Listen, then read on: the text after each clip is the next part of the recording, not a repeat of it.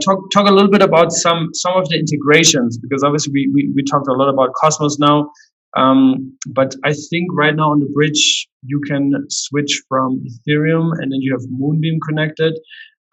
What are some of the bridges, some of the ecosystems that you're integrating with right now, and that you want to like focus more on with implementing and integrating the Nomad bridge?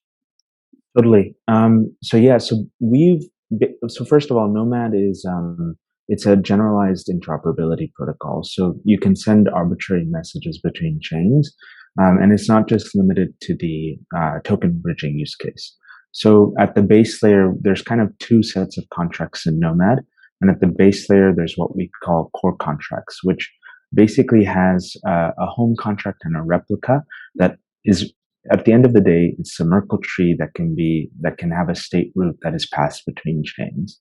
And the goal here is that developers and users can then interface with this networking or channel layer to enqueue messages of whatever kind. They can encode whatever business logic they want and just send messages between chains.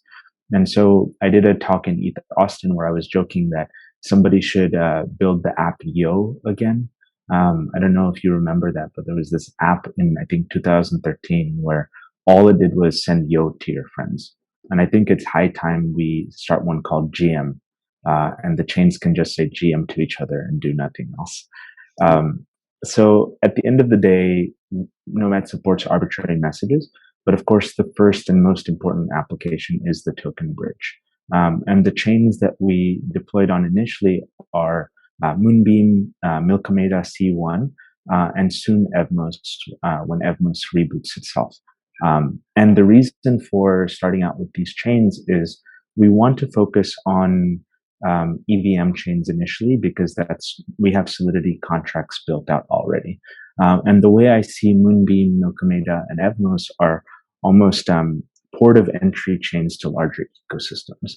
Moonbeam, of course, is one of the first parachains to launch on Polkadot, and probably the most important one because it has an EVM. It almost acts as an on-ramp to all of Polkadot for developers and liquidity that has historically been in the EVM world on Ethereum, Avalanche, and other places. But soon we will also be supporting Evmos, which is kind of the EVM port of entry for Cosmos, right? And so the reason we're starting there is because while CosmWasm starts to roll out and more Cosmos chains start adopting the CosmWasm module, we want to get a DeFi ecosystem flourishing in the Cosmoverse. And I think Osmosis has been a very, very important chain because it's created the fundamental primitive, which is the AMM. But beyond that, we need lending protocols. We need stable swaps. We need the other primitives upon which like even crazier kind of products can be built. And that is what will incentivize more developers and liquidity to move over. And I know that there's a lot of polarization around the EVM, particularly in the Cosmos ecosystem, which I think has gone a different way and seen a lot of success, and rightfully criticizes the EVM for a lot of flaws.